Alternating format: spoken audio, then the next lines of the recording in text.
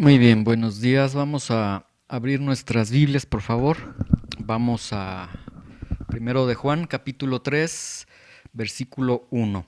Hoy vamos a iniciar ya con el capítulo 3 de esta serie de las cartas de Juan y hoy estaremos ya en este tercer capítulo. Vamos a leer solamente hoy el versículo 1, lo que Juan va a compartir en esta oportunidad es algo muy importante para Juan, muy asombroso para Juan, y él dice de la siguiente forma. Primero de Juan 3:1 dice: miren cuál amor nos ha dado el Padre para que seamos llamados hijos de Dios. Por esto el mundo no nos conoce porque no le conoció a él. Muy bien. El tema que vamos a tener nosotros para este domingo se va a titular Fuiste hecho y llamado Hijo de Dios. Fuiste hecho y llamado Hijo de Dios. Vamos a orar, vamos a pedir que el Señor pueda hablarnos a través de su palabra. Señor, en esta mañana te damos muchas gracias, Señor. Te damos tantas gracias, Señor, por tu misericordia, por tu amor. eh, por ese amor que nos ha rescatado, que nos ha limpiado, que nos ha restaurado, que nos sostiene. Muchas gracias por tu amor, Señor.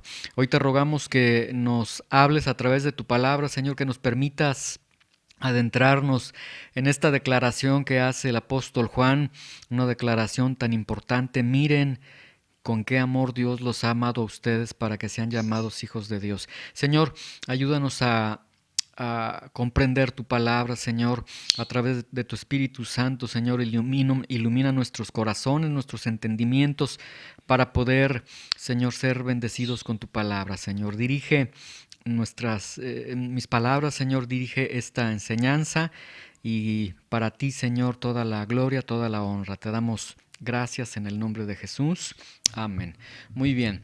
Lo último que dijo el apóstol Juan, lo vimos en el domingo pasado, fue registrado en 1 de Juan 2:29, cuando él termina esta exposición. Dice: si saben que Él es justo, sepan también que todo el que hace justicia es nacido de Él, ¿sí? Y habíamos nosotros comentado que prácticamente lo que Juan estaba señalando ahí en ese momento era que, bueno, que seamos como Dios es, que vivamos lo que Dios es. Si conocemos a Dios, bueno, también nosotros debemos de caminar como Él es. Pero aquí en el versículo 29 de este capítulo 2, Juan nos deja ver una idea con la que va a continuar a lo largo ya de este tercer capítulo, porque él dice: si saben que Él es justo, sepan también que todo el que hace justicia es nacido de Él. O sea, sigue con la idea de que se ha nacido de Dios. De hecho, esta idea en el apóstol Juan es una idea que lo consume. Podemos ver que abraza mucho esta idea de que nosotros hemos nacido de Dios, es decir, relación padre, hijo, nacimiento. Nacidos de Dios es algo que al apóstol Juan lo llena demasiado, ¿sí? Ahora, Juan inicia entonces se inicia en este capítulo 3 con esta declaración: miren cuál amor nos ha dado el Padre. Y aquí obviamente el apóstol Juan se está dirigiendo a los cristianos, y a los cristianos les está diciendo: miren cuál amor nos ha dado el Padre para que seamos llamados hijos de Dios. Por esto el mundo no nos conoce porque no le conoció a Él, ¿sí? Y Juan inicia con una exclamación: miren. Esta exclamación, miren, esta palabra miren, es una exclamación de profundo asombro. Es una exclamación de una exhibición maravillosa, es una expresión de un recuerden esto. Entonces, lo que Juan va a estar diciendo a continuación lo dice con mucho asombro. Lo que Juan dirá a partir de este versículo lo dice como si estuviese hablando de una exhibición sumamente maravillosa, y lo que Juan estará diciendo es como si Juan nos dijera a cada uno de nosotros: recuerden esto, que nunca se les olvide, siempre recuerden esto que les voy a decir. ¿Y qué es lo que Juan está diciendo? En qué se consume Juan su pasión, su emoción. Podemos verlo por la forma en cómo lo escribe. Dice: miren cuál amor nos ha dado el Padre. Esta partícula cual es una partícula de cualidad, es decir, lo que Juan llama la atención, dice, con gran asombro, dice: vean qué tipo de amor nos ha dado el Padre. ¿Sí? Vean ese tipo de amor, es decir, Juan nos habla de un amor que ha sido revelado, que nos ha sido dado por el Padre, y es un amor el cual Juan comienza a degustarlo, comienza a describirlo en cuanto a su calidad. Y lo primero que dice: este amor que el Padre les ha dado es el amor de Dios. Es decir, es un amor que no es un amor de este mundo. Piensen por un momento en la persona más amorosa que ustedes pudieran pensar en este mundo. Si existiera una persona que amara con gran amor, bueno, el apóstol Juan dice: ni siquiera el amor de esa persona se compara a este amor, porque este amor no es de este mundo. Es decir, este amor con que el Padre nos ha amado es un amor ajeno al mundo, que no se produce en el mundo, que tiene que venir desde otro lugar, es ajeno a este mundo, es un amor que tiene un origen profundamente celestial. Y entonces nos deja ver nuevamente, a través de este amor que no es de este mundo, nos deja ver al apóstol Juan una revelación más de Dios. La primera revelación que Dios ha dado en esta carta de Primera de Juan, la tenemos en Primero de Juan capítulo 1 versículo 5. La primera mención que hace el apóstol Juan de que Dios se ha revelado está en Primero de Juan 1:5, y ahí el apóstol Juan dijo: este es el mensaje que hemos oído de él y que les anunciamos: Dios es luz y no hay ningunas tinieblas en él. Y ahora ya en el capítulo 3 pasa de esa revelación de que Dios es luz, es santidad, es pureza, etcétera. Ahora pasa a decir Juan: Dios se revela, se ha revelado a ustedes como amor. Se ha revelado con un amor que no es de este mundo, con un amor que es sumamente especial, es único, es un amor celestial, ¿sí? Ahora, ¿qué significa amor? Bueno, amor, no, desde el punto de vista del que Juan está hablando, no nos habla de una emoción, es decir, Dios no sintió una emoción, no nos habla de un sentimiento, Dios no sintió sentimientos hacia la humanidad, sino que lo que Juan nos está hablando es, teniendo en cuenta la idea de Juan, es el Dios que se ha revelado como luz primeramente, y que ahora se está revelando como amor. Entonces nos deja ver que el amor, en principio, ¿qué significa este amor en el que Dios se ha revelado? Significa... Bueno, este amor viene a ser un atributo de Dios, entonces significa que Dios mismo se está mostrando, que Dios mismo se está revelando. Entonces, cuando dice: vean el amor que Dios les ha dado de tal forma que sean llamados hijos de Dios, nos está diciendo: Dios se está revelando a ustedes de tal forma, a través ahora de este atributo del amor, es decir, Él mismo se está revelando a cada uno de ustedes, ¿sí? Pero como acabo de mencionar, el amor no es sentimiento, no es emoción. Vamos por un momento a 1 de Corintios capítulo 13 versículo 4 para poder entender algunas verdades en cuanto al amor de Dios, ¿sí? El amor en el hombre está catalogado dentro de las emociones, y ese es un error que humanamente nosotros cometemos, porque ¿cuántas veces han escuchado que a veces una pareja dice a una persona dice a su pareja: es que ya no te amo como antes? Sí, a lo que se está refiriendo es: ya no siento el enamoramiento, ya no siento la emoción que yo sentía al principio. Y el problema que se tiene en la humanidad es que la humanidad cataloga el amor como una emoción, o la encapsula en una emoción, y el amor jamás es una emoción, jamás es un sentimiento. ¿Sí? Vamos a ver aquí, por ejemplo, en 1 capítulo 13, del versículo 4 al versículo 8, y aquí podemos ver cómo el amor tiene características muy particulares y jamás ninguna de estas características tiene que ver con la emoción, con los sentimientos, sino que tiene que ver con algo más importante que es una decisión, ¿sí? Dice, el amor es sufrido. Es benigno, el amor no tiene envidia, el amor no es jactancioso, no se envanece. Es decir, todas estas características bajo las cuales se está describiendo el amor, si estas características, si en verdad el amor fuera un sentimiento, una emoción, realmente nadie amaría, ¿sí? Porque en algún momento de ira, en algún momento de que alguien fue herido, en algún momento de que alguien no siente amor, no podría estar desarrollando las características que se están presentando aquí. Y este amor que se está presentando aquí, obviamente, el apóstol Pablo lo está presentando como una representación del amor más sublime, del amor que viene de Dios. El amor es sufrido, es benigno, el amor no tiene envidia, el amor no es jactancioso, no se envanece, no hace nada indebido, no busca lo suyo, no se irrita, no guarda rencor, no se goza de la injusticia, mas se goza de la verdad. Todo lo sufre, todo lo cree, todo lo espera, todo lo soporta. El amor nunca deja de ser, pero las profecías se acabarán y cesarán las lenguas y la ciencia acabará. Y en esta descripción que se hace aquí en la Biblia de lo que de cómo es el amor, de cómo se desarrolla el amor, bueno, podemos ver un principio muy importante, que el amor se manifiesta, que el amor se muestra, que el amor no se dice, no se siente, sino que el amor se muestra.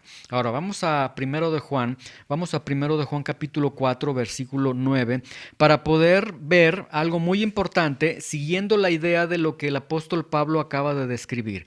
El apóstol Pablo acaba de describir una radiografía del amor, es decir, el amor se manifiesta, el amor se muestra, y con esta idea de que el amor se manifiesta, veamos primero de Juan 4:9. Dice, en esto se mostró, en esto se evidenció, en esto se manifestó el amor de Dios. Vean, para con nosotros, no en emociones, no en sentimientos, no en que Dios dijo, ay, cuánto los quiero, cuánto los amo, cuánto siento por ustedes, no. En esto se mostró el amor de Dios para con nosotros, en que Dios envió a su Hijo unigénito al mundo para que vivamos por Él.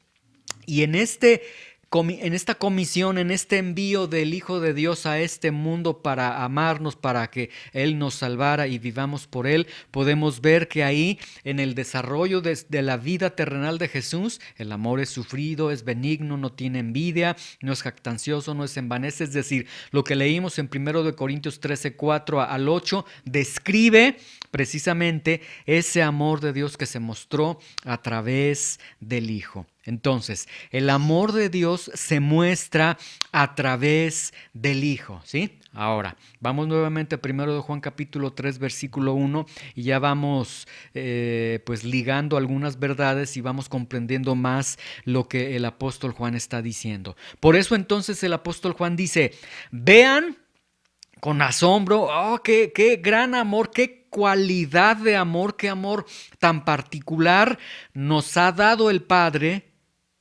que envió a su Hijo unigénito al mundo. Es decir, un amor de Dios que es manifestado y que es dado al mundo a través del Hijo, ¿sí? Es un amor, nuevamente repito, un amor manifestado, un amor dado a través del Hijo. Y en el Hijo tenemos todas estas características, el amor es sufrido, benigno, no tiene envidia, etcétera, todo lo que vimos, es decir, el amor se muestra, se manifiesta. Y aquí también vemos un amor manifestado y dado también al mundo, porque dice, vean con qué amor, qué tipo de amor nos ha dado el Padre, que envió a su Hijo unigénito al mundo, ¿sí? Ahora, el mundo, tenemos esta palabra, el mundo, ya el apóstol Juan nos dijo, no amen al mundo, y tuvimos la explicación de que mundo no se refiere al globo terráqueo, sino que mundo se refiere al sistema anti Dios, al sistema que quita a Dios, el sistema que dice yo puedo vivir, yo puedo hacer las cosas a mi manera y que hace a un lado a Dios, que excluye a Dios. Bueno, ahora aquí el apóstol Juan está diciendo que Dios amó con un amor tan especial al mundo que envió a su Hijo unigénito precisamente para ese mundo. Sin embargo, en el Evangelio de Juan, les leo nada más, Juan capítulo 1, versículo 5 y Juan 3:19, Juan 1:5 y Juan 3:19, que el mundo se describe de la siguiente forma. Dice, la luz en las tinieblas resplandece y las tinieblas no prevalecieron contra ella. Y cuando nosotros estudiamos el Evangelio de Juan, vimos que este texto significa lo siguiente: la luz en las tinieblas resplandece y las tinieblas no abrazaron la luz. Es decir, cuando vino la luz a este mundo, las tinieblas no abrazaron la luz. ¿Quién era la luz? El Señor Jesucristo. Es decir, las tinieblas rechazaron al Señor. En Juan 3:19 dice, y esta es la condenación, que la luz vino al mundo. Y si vino la luz al mundo, vino el Señor Jesucristo al mundo, es decir, Juan dice, vean con qué tipo de amor nos ha amado el Padre, que dio a su Hijo para que viniera a este mundo.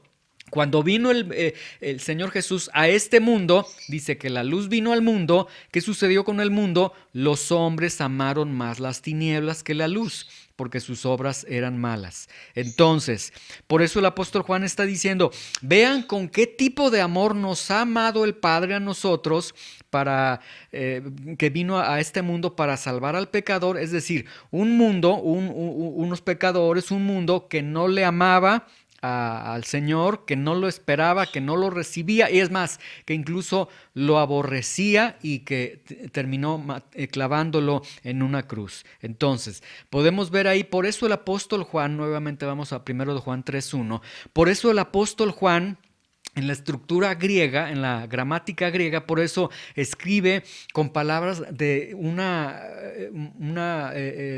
asombro impresionante. Por eso dice, vean cuál amor nos ha dado el Padre, vean este tipo de amor, un amor que viene a ser dado al mundo, y un mundo que lo rechaza, que lo aniquila, que lo aborrece, etcétera. Entonces lo que nos está presentando aquí el apóstol Juan es que este amor de Dios, que viene y ama al mundo y que dentro del mundo nos amó a nosotros, es un amor que está basado no en el objeto del amor, no en las características buenas o malas de las personas, sino está basado en Dios mismo. El amor de Dios está basado en Dios mismo. Por eso es un amor que es impresionante, un amor que no cambia, un amor que permanece fiel a pesar de que no se le ama, no se le espera, no se le recibe, se le aborrece, y a pesar de que aún este amor, si pudiera, el hombre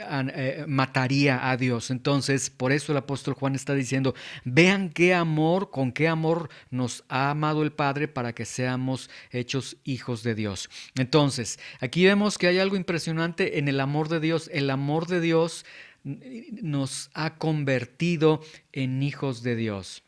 Es decir, en otras palabras, somos producto del amor de Dios. Y esto es impresionante porque el mismo apóstol Juan, que ya les había mencionado, le gusta mucho decir en el principio, y él habla de que en el principio estaba el verbo, etcétera. Entonces, aquí lo que Juan quiere decirnos de una manera muy indirecta, pero que nos está manifestando, es que el amor de Dios nos convirtió en hijos de Dios. Es decir, no solamente somos creación de Dios, sino que ahora somos sus hijos, somos creados hijos de Dios, ¿sí? Ahora, este amor, no solamente Dios, con este amor impresionante, no solamente, es decir, Dios con que nos hubiera amado sería más que suficiente. Pero lo que hizo con este amor es que no solamente nos amó, sino que nos perdonó, y este amor nos hizo hijos suyos, es decir, nos hizo parte de su familia. Entonces podemos ver ahí en 1 Juan 3:1, vean qué amor nos ha dado el Padre para que seamos llamados hijos de Dios. Es decir, el Padre no nos dio un regalo, sino que se nos dio a sí mismo, se nos entregó a sí mismo a través de Jesucristo, ¿sí? Ahora, ¿para qué nos amó el Padre? De acuerdo aquí a 1 de Juan 3:1, ¿para qué nos amó el Padre? Vean, el amor de Dios tiene un propósito muy particular, muy claro, y es este. Vean qué amor nos ha dado el Padre para que seamos llamados hijos de Dios. Es decir, ¿para qué me amó el Padre? Para darte un nombre, para que seas llamado por un nombre, hijo de Dios. ¿Sí? Ahora, mucha atención con esto, para que sean llamados hijos de Dios. La palabra llamar, el término llamar desde el Antiguo Testamento, es decir, a lo largo de toda la Biblia, cuando Dios llama, siempre se trata de un acto de soberanía y un acto de propiedad. Y llamó Dios el día, la noche, y llamó Dios y dijo Dios, etcétera. Siempre nos habla de un acto de soberanía y de propiedad. Entonces, cuando Dios nos ama para que seamos llamados, es decir, Él en un acto de soberanía, en un acto de propiedad, como para decir, eres mío, para que seas mío, para que seas de mi propiedad, para que seas de mi familia. Entonces, cuando Dios nos llama, nos da significado en la vida, ¿sí? Crisóstomo, uno de los padres de la iglesia primitiva, en esta idea de llamar y de que el nombre dé un propósito, Crisóstomo decía, daba un consejo a los padres de familia cuando iban a tener sus hijos y les decía, denle un nombre bíblico a sus hijos. ¿Para qué? Y él decía, denle un nombre bíblico, sepan qué significa ese nombre bíblico, para que su hijo con ese nombre, al ser llamado con ese nombre, se pueda ajustar al carácter de ese nombre, ¿sí? Entonces, nuestro nombre, nuestra forma de vida, la forma en cómo se nos llama, tiene que ver con la familia de Dios, porque Él nos hizo parte de su familia, ¿sí? Vean cómo entonces el Señor no nos llama por nuestros pecados, no nos llama por nuestros errores, por nuestras faltas, sino que nos llama con el nombre más excelso que podamos tener en esta tierra, hijos de Dios. Ahora eres un hijo de Dios, ¿sí? Entonces, su amor ha sido manifestado para con nosotros, su amor ha sido dado a nosotros a través del Hijo y por ello nos ha hecho hijos de Dios, ¿sí? Ahora, esta idea de hijos de Dios, yo sé que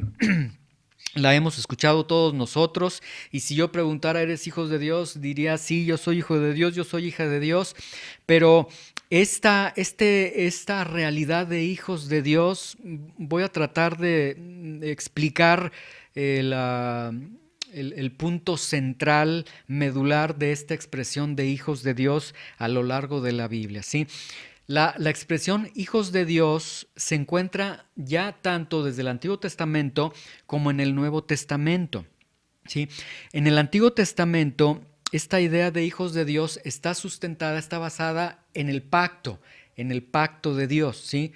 Dios establece un pacto con su pueblo, Dios les da su ley a su pueblo y Dios dice, si ustedes andan en mis leyes, ustedes van a ser mi pueblo, van a ser mi nación, yo los voy a bendecir. Y aquí se da entonces una idea de ley de Dios, obediencia para estar dentro del pacto de Dios, pero ya desde aquí se estaba dando esta idea de ser propiedad de Dios, de ser pueblo de Dios, de ser hijos de Dios. En el Nuevo Testamento, ya cuando pasamos al Nuevo Testamento, la idea de hijos de Dios está sustentada en un término que seguramente han escuchado mucho ustedes y es un término que utiliza mucho el apóstol Pablo, que se llama la adopción. Una figura donde Padre adopta al Hijo y donde se deja ver la voluntad de Dios al adoptar a sus hijos, se deja ver el amor de Dios que ahora está sustentado en el pacto, que es en la sangre de Cristo, en el sacrificio de Cristo. Pero aquí tenemos entonces que ahora Dios en el Antiguo Testamento decía, eres mi pueblo a través de este pacto, si obedeces mis mandamientos. A través de Cristo viene el Señor y ahora dice, yo te adopto como mi hijo, y es un pacto eterno, un pacto que Dios tiene para con sus hijos, ¿sí? Entonces viene este término de adopción. Vamos a Romanos 8:14. al 17, porque quiero que veamos algunos elementos muy importantes en esta declaración que tenemos en el Nuevo Testamento de este término de adopción, para que podamos nosotros entender. Romanos 8, 14 al 17. ¿Listos? Cuando lo tengamos. Muy bien. Vamos a esperar para que todos lo tengan, para que podamos ir leyendo todos estos aspectos. El apóstol Juan nos ha hablado de que somos hijos de Dios.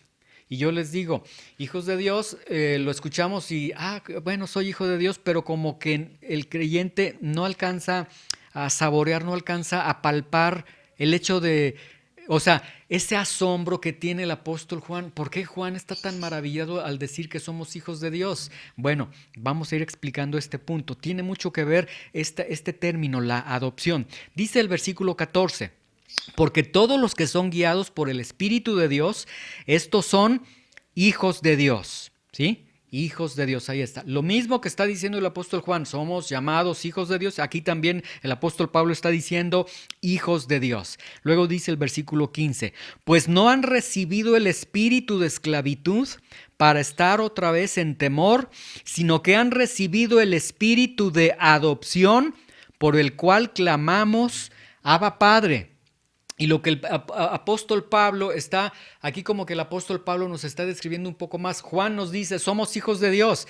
Y el apóstol Pablo dice, eres hijo de Dios, son hijos de Dios porque fueron adoptados por Dios. Y a través de esa adopción, ustedes pueden clamar, un término que no se escuchaba en el pueblo judío, Abba Padre. ¿Sí? Ahorita vamos a ir explicando estos puntos. Ahora, versículo 16. El Espíritu mismo, el Espíritu Santo mismo, da testimonio a nuestro espíritu de que somos hijos de Dios. Vean, tanto, bueno, aquí lo que pasa es que los escritos en el original griego se escribían todos en mayúscula y algunos dicen a qué espíritu se está refiriendo, el Espíritu Santo o el Espíritu del hombre. La interpretación cabe en los dos sentidos, ya sea que tu mismo espíritu está dando testimonio o el Espíritu Santo está dando testimonio, los dos son correctos. ¿Sí? Es decir, hay un testimonio, hay algo que está dictando en tu corazón y que está diciendo, eres hijo de Dios. ¿Por qué? Porque se dio primeramente la adopción. Luego vean versículo 17. Y si eres hijo de Dios, entonces también eres heredero de Dios y coheredero con Cristo, si es que padecemos juntamente con Él, para que juntamente con Él seamos glorificados, ¿sí? Bueno, lo que acaba de suceder es que el apóstol Pablo nos ha dicho algo muy importante. El apóstol Juan, quiero hacer esta aclaración, cuando el apóstol Juan habla de que somos hijos de Dios, el apóstol Juan utiliza un término griego, que es la palabra tekna, que significa hijos, pero hijos en el sentido de hijos de nacimiento. Es decir, el apóstol Juan está tan absorto con el amor de Dios que dice, hemos nacido de Dios.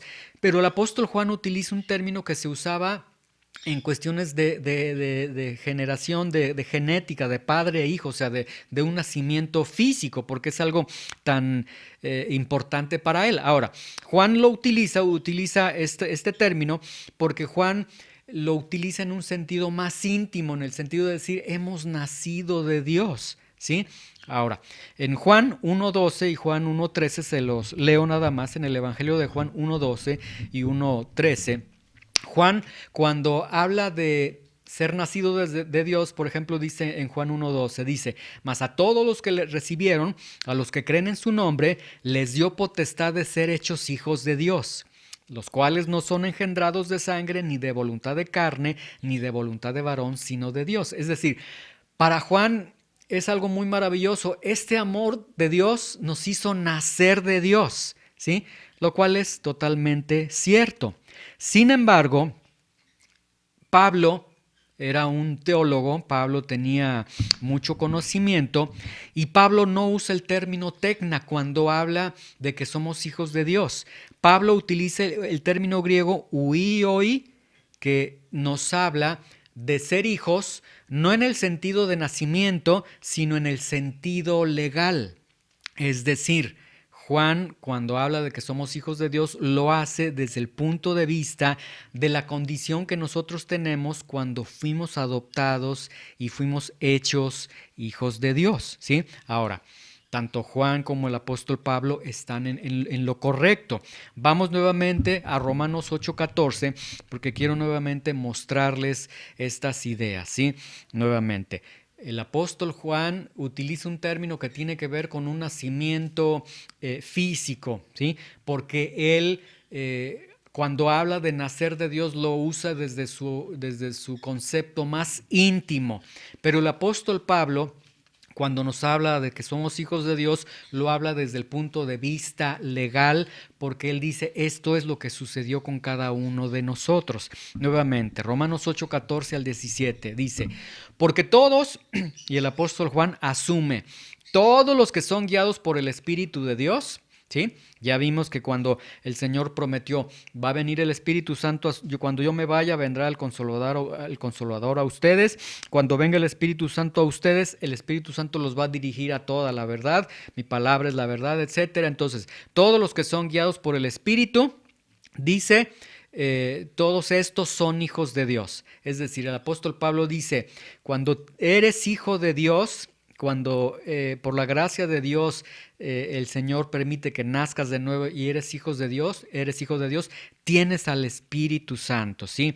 Luego dice, versículo 15, y cuando tienes al Espíritu Santo, dice, no recibiste el espíritu de esclavitud para estar otra vez en temor, sino que recibiste el espíritu de adopción, es decir, fuiste adoptado. Se dio la figura de la adopción y a través de esa figura de la adopción tú puedes clamar a Dios y decirle Abba, Padre.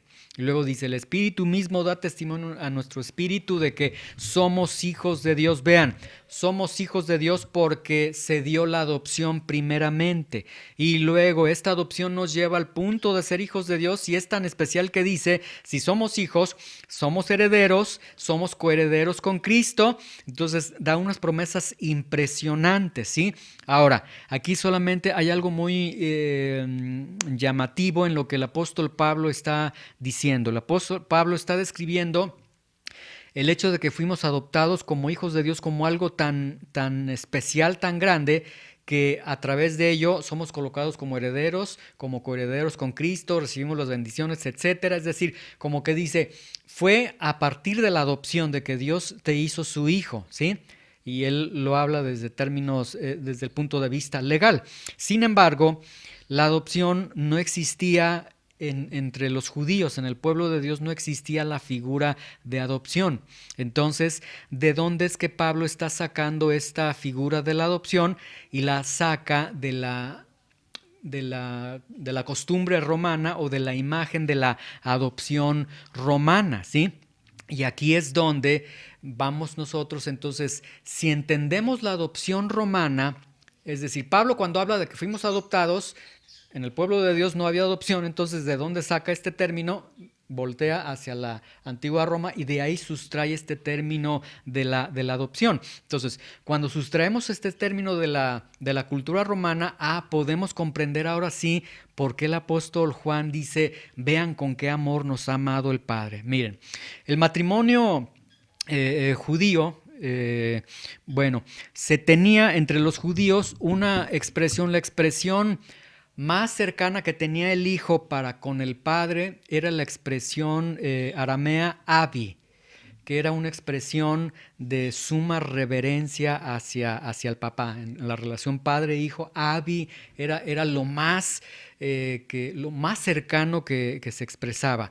Sin embargo, el apóstol Juan dice, no es abi, ahora es Abba.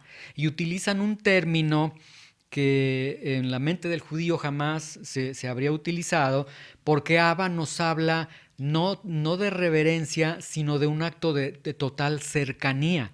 Entonces, ahí es donde el apóstol Pablo dice, ustedes fueron adoptados por Dios de tal forma que pueden clamar Abba, Padre, a Dios. Es decir, están tan cerca de Dios como un hijo pequeño está tan cerca de su padre y pueden estar delante de Dios. ¿Sí? Ahora, vamos a comprender un poquito la figura de la adopción romana, ¿sí? Por unos momentos vámonos al siglo segundo, siglo tercero, a la antigua Roma. Vamos a colocarnos ahí a través de nuestra imaginación, apóyense un poco con su imaginación para que comprendamos cuál era la realidad de los hijos y de las hijas o de los huérfanos en los siglos segundo y tercero en la antigua Roma, y para poder comprender entonces por qué esta figura de la adopción es tan especial para Pablo y por qué es tan especial para el apóstol Juan decir, vean el amor de Dios tan impresionante que tiene para nosotros. En la antigua Roma, siglo segundo y siglo tercero, se tenían tres situaciones, tres sucesos que se repetían de una manera constante dentro de la antigua Roma, y que estos eventos tenían que ver con los huérfanos, con las huérfanas que vivían en esa región, en la antigua Roma en ese entonces. ¿Qué se tenía en la antigua Roma? Se tenía de una manera muy profunda el aborto, ¿sí? Ahora, el aborto en la antigua Roma era un aborto totalmente violento. Algunos historiadores dicen que utilizaban unos ganchos de bronce, era aniquilar, era destazar, era destruir el cuerpecito de los bebés. Era una muerte sumamente violenta. Tan violento era este procedimiento de aborto, que incluso moría muchas veces juntamente con el niño, moría también la madre, o cuando la mamá vivía, muchas veces quedaba en un estado de permanente infertilidad, ¿sí? Entonces, esto se tenía en la antigua Roma. ¿Por qué? Porque era demasiado la práctica del aborto, porque había sexo promiscuo. Entonces, no habían límites, se entregaban a los vicios, al pecado, se embarazaban de pronto, y las razones de que utilizaban el aborto era número uno, porque no querían responsabilidades económicas. No, lo mejor es vamos a matar a ese bebé. Y la segunda razón, para no heredar, no querían darle nada al bebé. ¿Sí? Entonces, vemos que estaba centrado en el egoísmo de los romanos. Otra situación que se tenía en la antigua Roma eran los infanticidios. Dice Platón y Aristóteles en sus escritos, ellos llegaron a escribir lo siguiente: niños no deseados podían ser ahogados. Entonces, cuando ya no se abortó al niño por alguna razón, se tenía un niño, los niños podían ser aniquilados, y la forma común en la que le quitaban la vida a los niños era ahogándolos, metiéndolos al agua, etcétera, y ahí mataban a los niños, ¿sí? La patria potestas que se tenía en la antigua Roma, de hecho, permitía a los padres de familia el poder dar a sus hijos en esclavitud, o podía incluso a sus hijos quitarles la vida, ¿sí? Entonces había también infanticidios. Entonces, en esta cultura llena de abortos, en esta cultura llena de infanticidios, irónicamente, también era una cultura en la que se desarrollaban múltiples adopciones. Y alguien podrá decir, bueno, pero pues si a los niños no los querían, ¿cómo es posible? Bueno, las dos razones principales por las que se adoptaban a los hijos, número uno era por motivos políticos, es decir, para emparentar la familia tal con la familia tal, y eso provocaba ganancias para alguna de las familias, o el otro era para continuar con el linaje. Entonces, estas razones tenían que ver por cuestiones económicas, y tenía que ver por ellos, no por los niños. Nunca estuvo centrado en los niños huérfanos de la antigua Roma, ¿sí? Entonces, los niños huérfanos, pensemos por un momento, desde bebés, niños pequeños de pocos años, etcétera, ellos, pues la vida que tenían en la antigua Roma era totalmente devastadora para ellos, ¿sí? Es decir, históricamente, culturalmente, ser un niño huérfano en la antigua Roma era un boleto a la prostitución, era un boleto a la muerte, era un boleto a ser esclavizado, a ser matado, etcétera, tantas situaciones, ¿sí? Entonces, un niño en la mente del romano significaba, es algo de lo que tenemos que deshacernos. Es un objeto de comercio porque, bueno, puedo adoptar a este niño y voy a emparentar con la familia tal. Entonces, los niños huérfanos nunca fueron personas a quienes se les tenía que amar. Ellos no recibían ni una gota de amor por parte de la comunidad romana, ¿sí?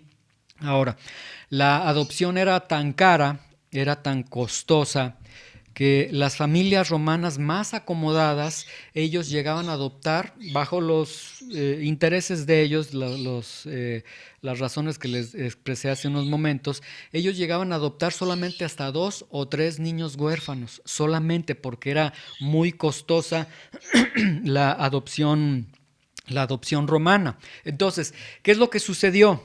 ¿Qué es lo que sucedió en medio de esta cultura, en medio de estos bebés, de estos niños pequeños que estaban pues a merced de a ver quién volteaba a verlos y bajo qué intereses volteaban a verlos? ¿Qué sucedió?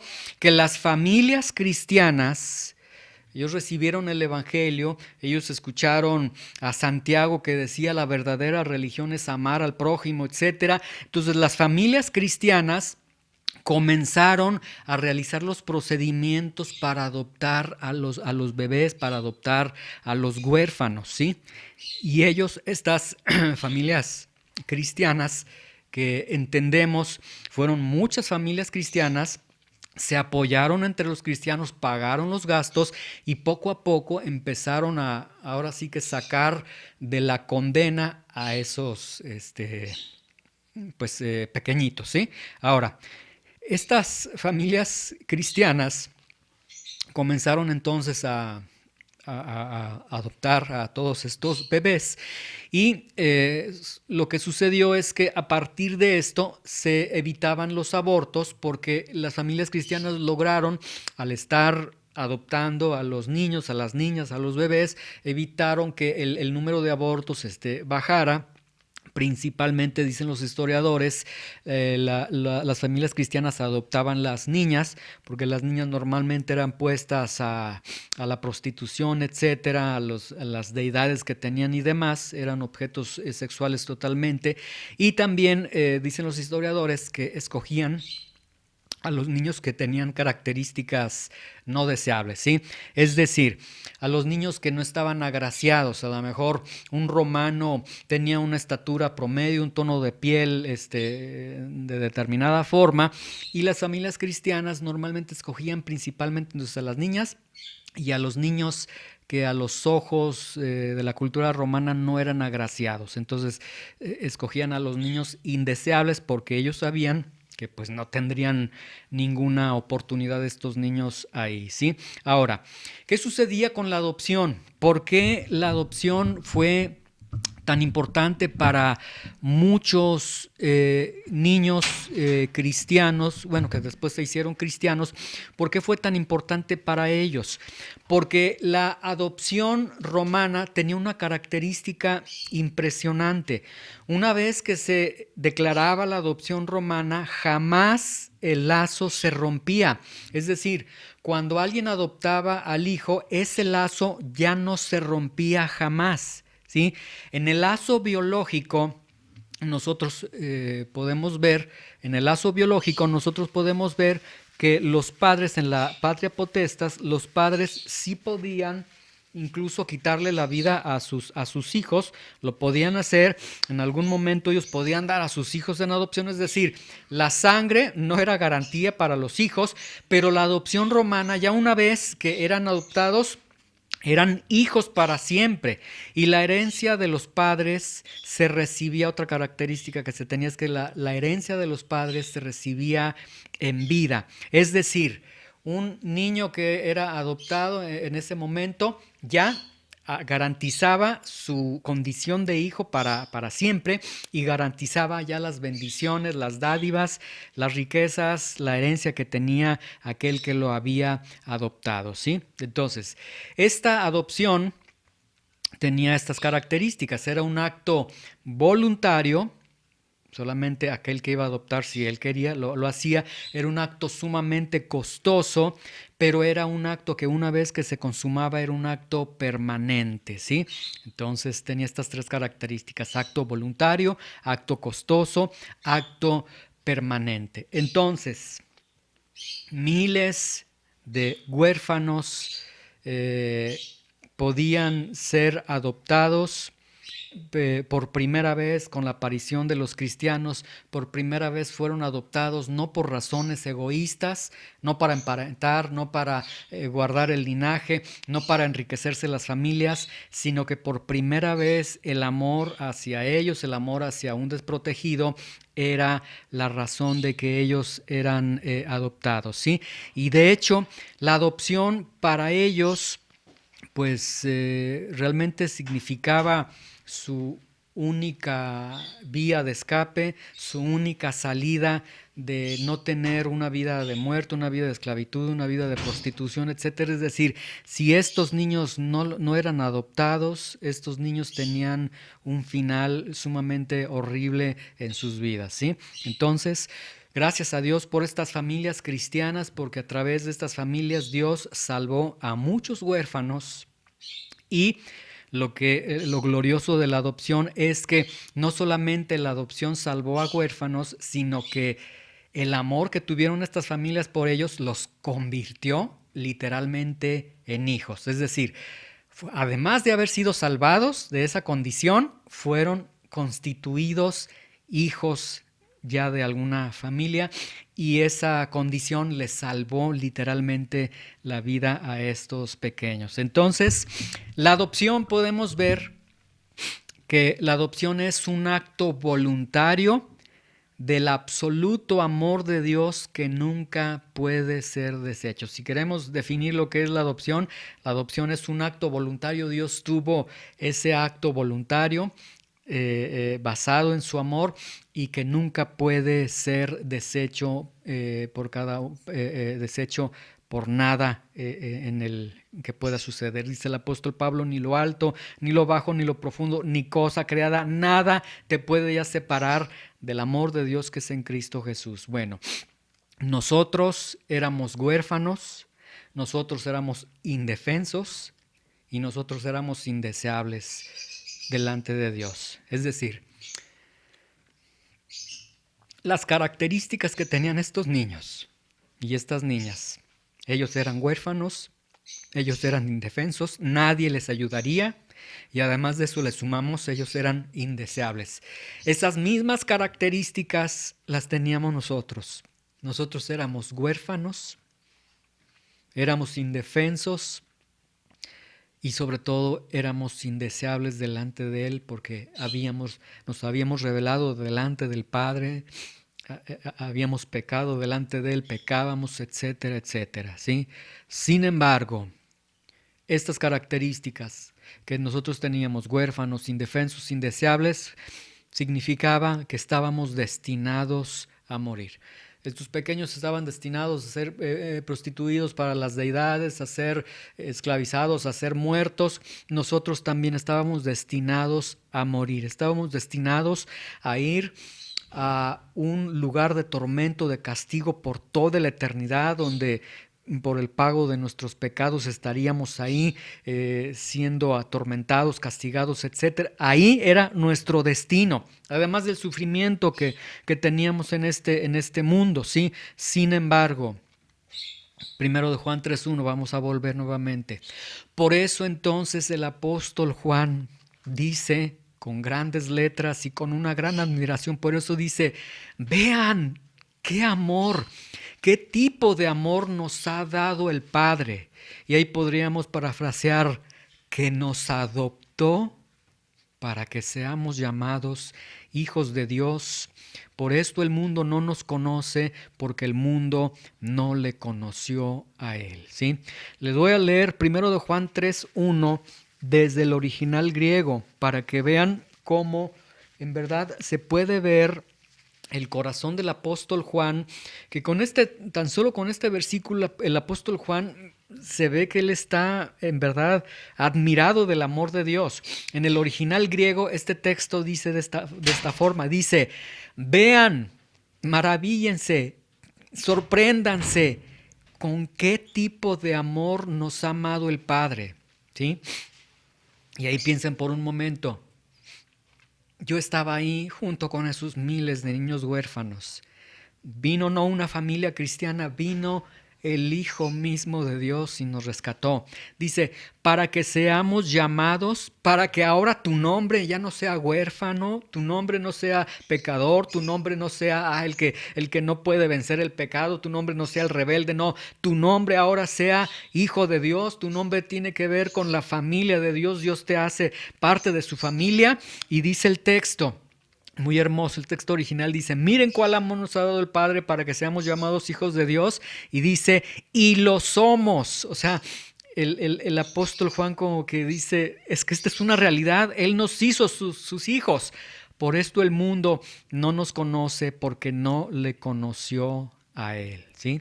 Y bueno, en esta primera enseñanza de este capítulo 3, vamos a quedarnos con esta primera expresión. Mira, admira, asómbrate. ¿Con qué tipo de amor te amó el Padre? Asómbrate de que el Padre, cuando eras huérfano, cuando eras indefenso, cuando eras indeseable, el Padre te amó y te adoptó para que tú, a partir de ese momento, tengas un nombre, Hijo de Dios.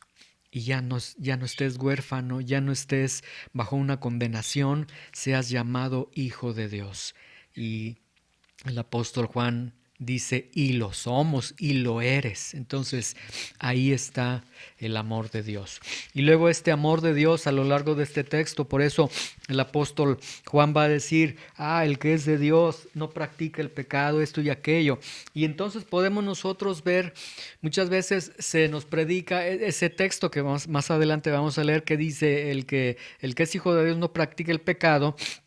Y muchas veces se predica ese texto y el cristiano tiene cierta condenación porque dice, y es que yo batallo con el pecado, entonces no soy hijo de Dios, ¿o qué está sucediendo? Y lo primero que el apóstol Juan está diciendo es, ve primero cómo te amó el Señor, ve primero cómo te hizo su hijo. ¿Tú crees que si te hizo su hijo no va a perdonar tus pecados, no te va a ayudar en medio de tus debilidades, no te va a ayudar en medio de tus carencias? Entonces ahí el apóstol Juan da un vistazo totalmente distinto, ¿sí? Porque muchas veces lo primero que viene a la mente de todo cristiano, yo creo, cuando dicen eres hijo de Dios, a veces lo primero que internamente viene, sí soy hijo de Dios, pero se te vienen aquellos pecados, se te vienen aquellas fallas que hiciste, etcétera, y como si el pecado menguara esa realidad. Pero el apóstol Pablo está presentando y está diciendo, el Padre te amó de una manera impresionante. El Padre su amor hizo que tú dejaras de ser un huérfano y ahora puedes venir delante del Padre y decirle, papito. Ya no le dices Abi, ahora le dices Abba, ahora vienes ante Él y puedes expresar todo lo que hay en tu corazón y tienes la misma cercanía que tiene un bebé para con su padre. Y esto, entonces, el Señor te ha hecho hijo, te ha llamado su hijo, y esto es algo muy hermoso, muy importante para cada uno de nosotros. Señor, te damos gracias por esta palabra, Señor, por este mensaje con el que inicia el apóstol Juan este tercer capítulo. Y ahora comprendemos por qué el apóstol Juan lo dijo de una manera tan asombrada. Porque el apóstol Juan nos dice, asómbrense, que no se les olvide, vean este amor tan hermoso. Porque es un amor tan hermoso, tan bello, tan grande, que terminó con nuestra orfandad, Señor. Porque, Señor, si a nosotros nos conmueve ver a un niño huérfano, si a nosotros nos conmueve, Señor, el saber, conocer historias de niños pequeños que nunca tuvieron el abrazo de un padre, que nunca tuvieron el calor de una familia. Señor, ahora el apóstol Juan nos deja ver, tú estabas ahí con todos esos huérfanos. Tú estabas ahí como un hombre indeseable, como un hombre indefenso. Tú estabas ahí como alguien que iba a ser llevado a un castigo y que no tenía un destino. Y Señor, tú nos adoptaste a través de Cristo Jesús. Por eso el apóstol Juan dice, vean qué gran amor, con qué amor nos amó el Padre, para que le podamos llamar papá, papito, para que le podamos llamar Padre y para que Él nos pueda decir, yo soy tu hijo y estoy contigo. Señor, gracias por este amor. Señor, renueva tu amor, renueva esta realidad de nuestros corazones y ayúdanos a capturar toda la energía, Señor, de esta gran verdad. Somos hijos de Dios. Soy hijo de Dios. Sí, tengo pecados, tengo errores, pero soy hijo de Dios. Sí, tengo carencias, pero soy hijo de Dios. Y mi Padre está conmigo. Mi Padre me limpia, me levanta, me provee, me restaura. Mi Padre está conmigo y nunca, y este lazo, Señor, como en esta adopción romana, ese lazo nunca se puede romper. Este lazo nunca se puede romper. Tú me hiciste tu hijo. Gracias, Señor, en el nombre de Jesús. Amén.